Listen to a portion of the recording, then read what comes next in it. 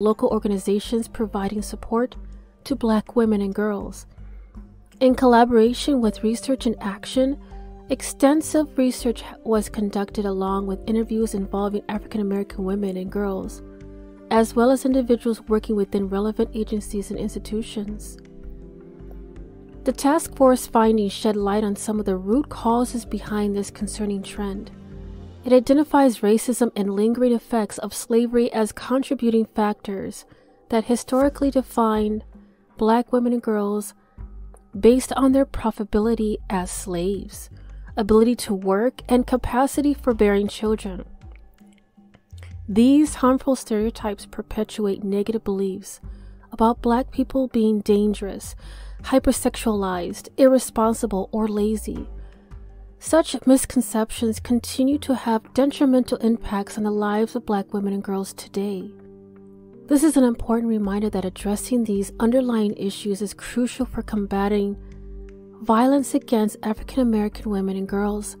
By confronting systemic racism and challenging harmful stereotypes, we can work towards creating a safer environment for all individuals regardless of race or gender. Occupational segregation in Minnesota leads to lower wages for women. Women working in female-dominated sectors earn $18 per hour, while those in male-dominated sectors earn $21 per hour.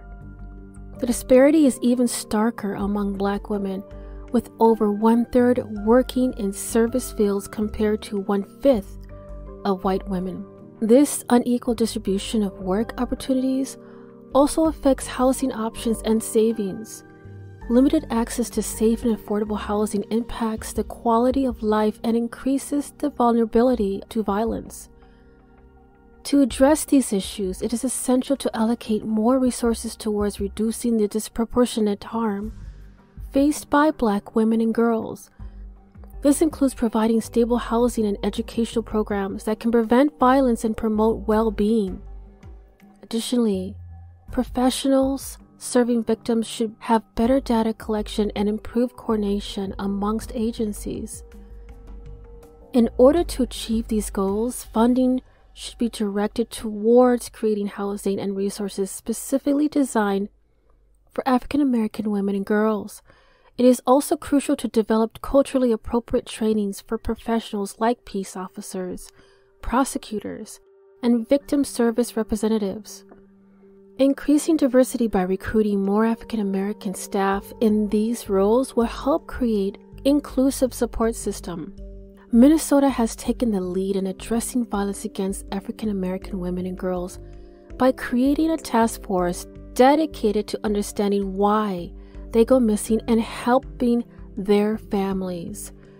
This May of 2023, Minnesota also enacted a law establishing the nation's first office of missing and murdered African American women and girls. Illinois and Wisconsin have followed suit with similar initiatives. Missing and murdered Black women and girls is a social issue that has been ignored for far too long. Every day, Black women and girls around the world are victims of violence, and the statistics for 2022 are already alarming. According to a recent report from the Missing and Murdered African American Women Task Force, acronym MMAAWG, there is a significant disparity in the murder rates between African American women and their white counterparts in Minnesota.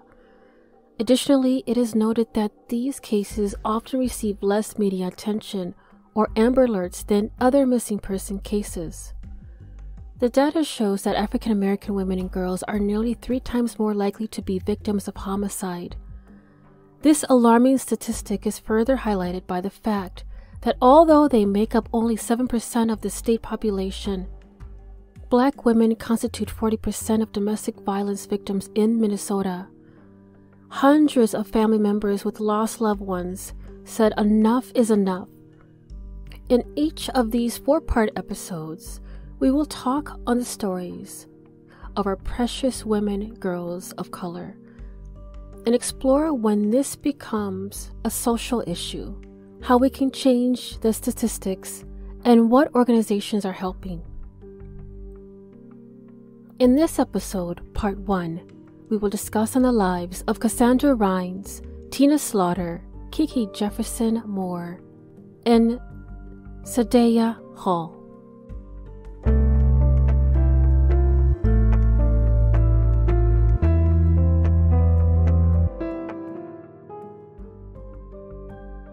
"19-year-old Cassandra Rhines was last heard from on June 16, 1985, when she calls her friend to confirm that she would be at her goddaughter's birthday party in Minneapolis the next day.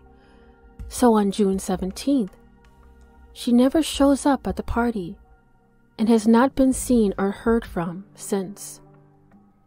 Now, almost 30 years later, 200 miles away on the North Shore, the Minnesota Department of Public Safety Bureau of Criminal Apprehension held a news conference regarding the recent discovery of a woman's body in the Gooseberry Falls State Park. We're here today for two very important reasons. First of all, to announce that a woman who was missing for 30 years has been found. We're also here to ask for the public's help in providing information that may help investigators find her killer.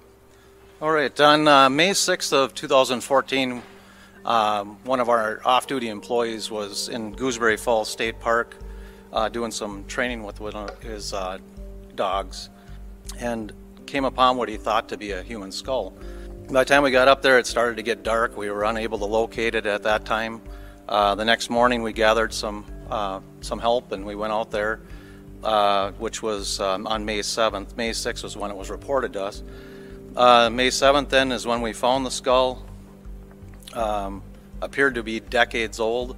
There were other bones in the area and that were on top of the ground there, and didn't know if the remains at that time, if they were historic or from natives or earlier settlers. And we did notice a filling in in a tooth that was inside the skull.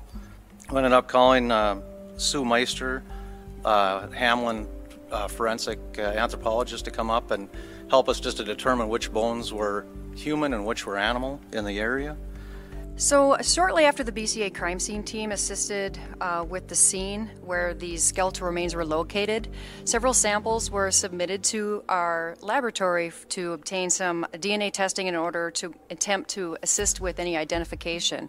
The samples that were selected were directly a result of the work that Dr. Meister had done, so she knows we have worked with her very closely. In August of 2014, the BCA matched DNA from these remains to DNA from one family member who provided a sample in late 2013. Further testing of an additional family member confirmed a match. We identified the remains of those to be Cassandra Rhines, a 19-year-old woman from Minneapolis who had been missing since June of 1985. Rhines had no clear ties to the Northland. They released a photograph of Rhines with a man whose identity was unknown, who may have been living with Rhines at the time she disappeared, and asked former neighbors and acquaintances to provide information to help piece together her life.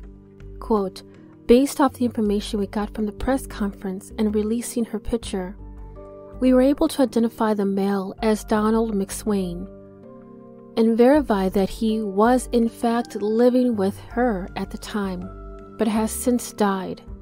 At the time of her disappearance, investigators believe Cassandra may have been involved in prostitution and may have worked as an exotic dancer." Johnson said the tips also led to the identity of a friend that worked with Rhines as an exotic dancer. They also tracked down Rhines' friend and found that she was also deceased, and felt that she would have had information that could have been extremely useful. However, they hit a roadblock again because of her passing.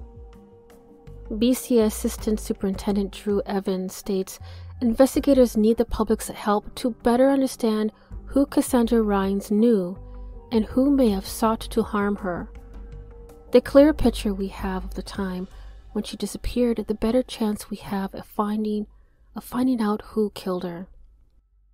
Anyone with information about Cassandra Rhines is urged to contact the Lake County Sheriff's Office at 218-834-8385 or the BCA at 793-7000. On July 10, 1985, Bettini Tina Doreen Slaughter and her 2 young sons spent the day at her parents' house. It was her mother's birthday, and so she had came over and had made her mother a birthday cake. Her mother states that it was just a nice day to spend time with her daughter and grandchildren. Little did they know that that was the last time they would see their daughter. The next morning, they got the call that they will never forget.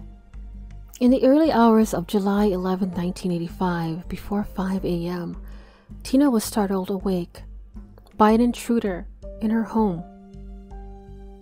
Based on the police report, she was stabbed multiple times in the bedroom. She stumbled through her house and again was attacked in the living room. Tina was able to escape the home and run to the neighbor's home. According to police reports, Tina called the 911 emergency number at 5:03 a.m. The dispatcher who took the call reported hearing heavy breathing and a gasp, but had no conversation with the caller before the telephone was hung up. A neighbor called the police 1 minute later. Tina was found semi-conscious. Thankfully, her 2 sons, Dwayne, who was 7 at the time, and Marcellus, who was 4, were unharmed in the home.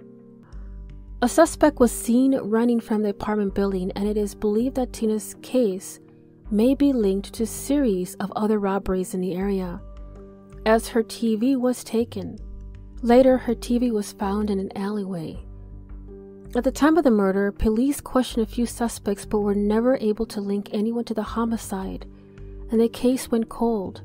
And so the case stayed unsolved for decades, but it caught the eye of Sergeant Chris Karakostas.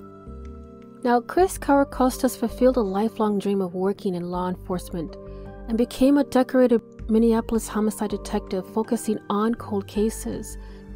He was a Chicago native that served the MPD for 29 years before retiring in 2020 from the homicide unit.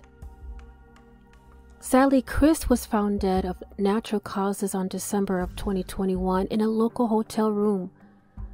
Friends stated that he was in town preparing to testify in a murder case. He was 54 years old.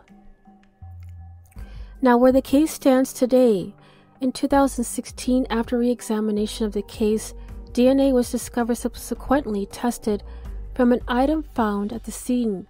Part of the challenge now is to compare the DNA discovered to whoever was in the building that night. Investigators are hoping that the last 30+ years will prove that someone has talked to someone about this crime and that they are willing to come forward. Tina's family is still searching for answers in her 1985 murder, and unfortunately, her oldest son, Dwayne, was killed in 2001. Star Tribune on July 12, 1985, was reported that citizens whose homes were burglarized recently in South Minneapolis, one man was stabbed and another was beaten to death with his own shotgun. The 3 earlier incidents were labeled crimes of opportunity, in which the victims, all apparent burglary targets, had left doors unlocked and were killed with weapons that were at hand. There were similarities and dissimilarities. Detective Farrell states, "It keeps you wondering. The time of day is right, but it's different part of town. And then there are multiple stab wounds as opposed to a single stab wound in the other cases." Now, although Tina was known to keep her doors locked, Farrell said her front door showed no signs of forced entry. She was pronounced dead at 7:19 a.m. after emergency surgery at Hennepin County Medical Center. Do you know someone who lived in the apartment building where Tina was murdered? At 1712 Fremont Avenue, North in 1985? Please contact MPD tip line at 612-692-8477 or submit a tip through Crime Stoppers by texting TIP 747 plus your tip. 2-274-637 if you have any information about Tina's death. Kiki Jefferson Moore was working hard to chase her dreams in life. Was born in September of 1980 to Janetta Jefferson Moore and Benjamin Moore. She had 2 older siblings, a brother and a sister. Growing up in the Brooklyn Park, Kiki was just like any other kid, said her parents. She loved animals, riding her bike, playing with remote control cars, dancing with her family at family reunions, and spending time and doing makeovers with her friend Melody. She was a happy, fun, loving person, says Moore. She loved joking around. Kiki attended Osseo High School and graduated in 1998 from Wave Alternative High School in Osseo. Her parents agreed that she was a people person who got along well with everyone and was always friendly when she met new people. High school was where Kiki discovered a passion of photography and writing, recalls Jefferson Moore. Although she took a job as a telemarketer after graduation, she planned to go to college to study journalism. Kiki had especially looked forward to being an aunt, her parents said. Her niece, Kalila, was born in early 2000, and she loved spending as much time as possible with her. On September 23, 2000, the body of Kiki Jefferson Moore was discovered in Worth Lake in the Golden Valley by 2 morning walkers. After a routine autopsy, it was determined she had been murdered, and her case remains unsolved today. Kiki's time with her niece and the rest of her family was cut short at the age of 20. Her parents want closure. Her father says, even after all these years, it scares me to think the murderer is still out on the streets somewhere. And her mother says, there is a hole in my heart that will never heal. Before we die, we want justice. She was our daughter, and then she was gone. Over the years, the GVPD has repeatedly reached out to the media, to other communities, and even brought the FBI on board to investigate the case. They interviewed potential leads and talked to all known witnesses and persons of interest over and over again.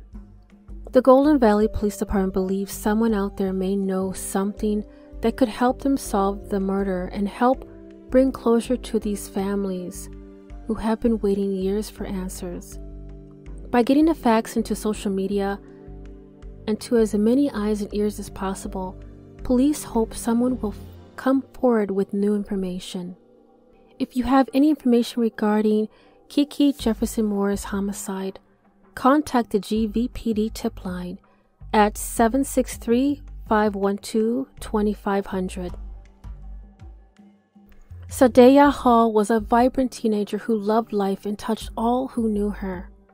A statement from Sadea's mother, April Combs, quote, Sadea was fun, outgoing, free-spirited, loved volleyball. She loved the mess out of her little cousin, Natavia. She used to always play in the pots and pans cabinets as a baby, making lots of noise.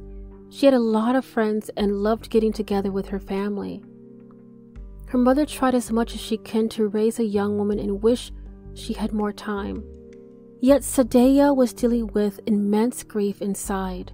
Relatives told the news media Sadea lost her little brother in 2013, a loss she never really got over.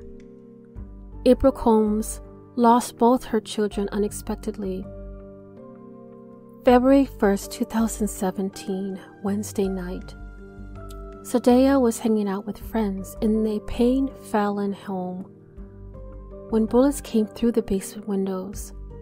A gunman shot into the house in the 500 block of Case Avenue East in St. Paul.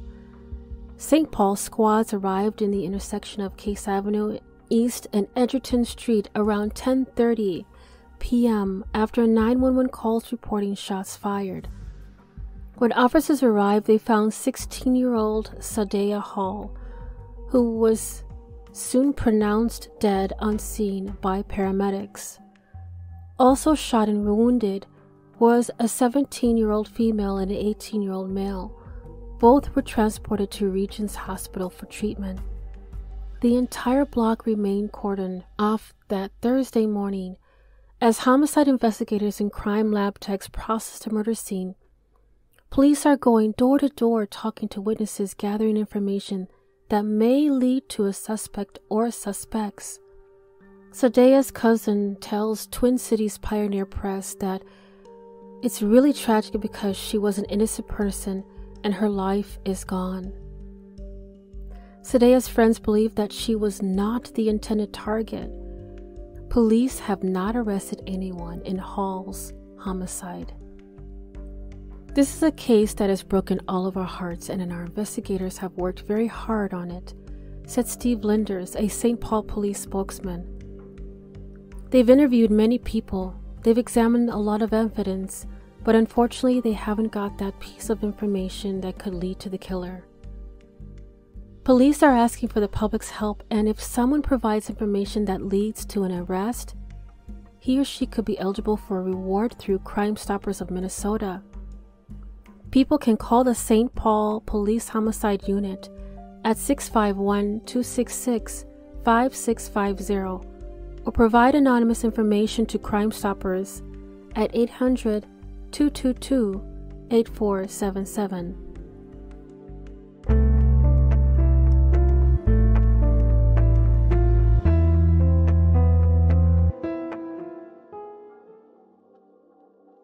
According to the National Crime Information Center, there are over 200,000 active missing person cases in the United States, and African American women and girls make up a disproportionate number of these cases.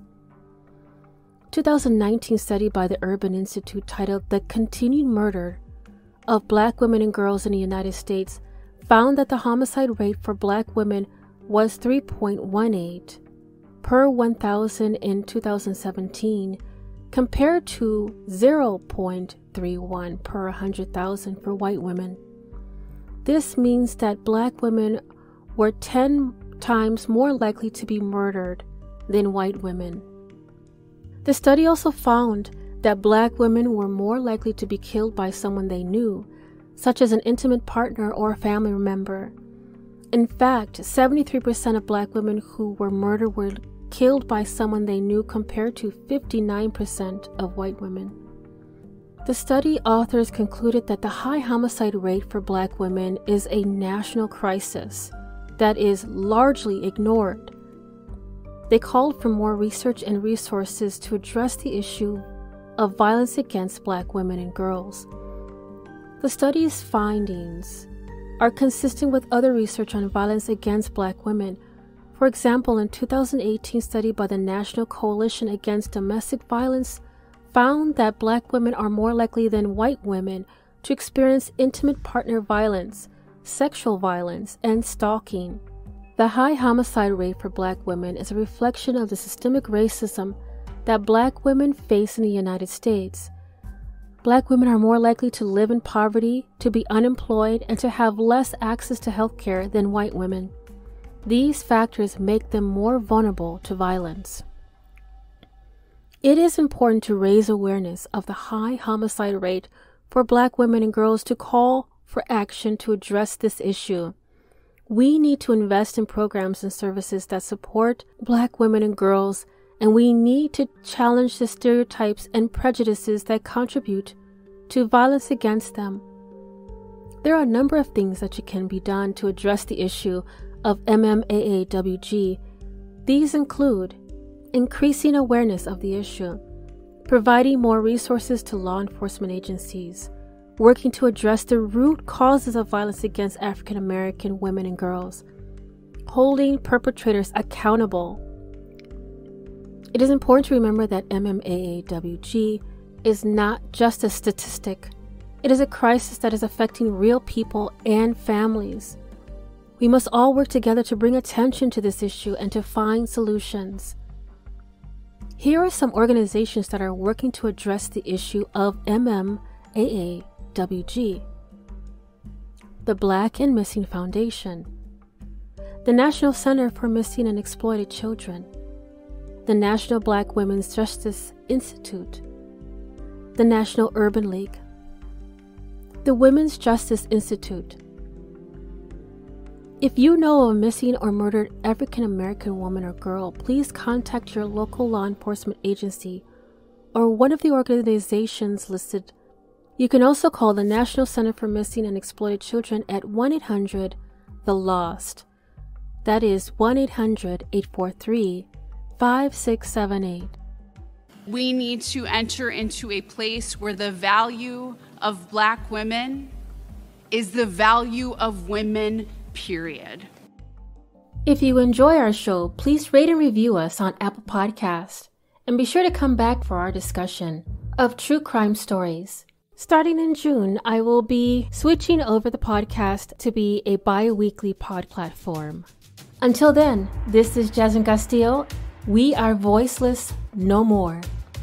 This podcast was created, produced, recorded, researched, and edited by Jasmine Castillo, current active member of Darkcast Network, Transto Task Force, Uncovered.com, and partners with Search and Support San Antonio.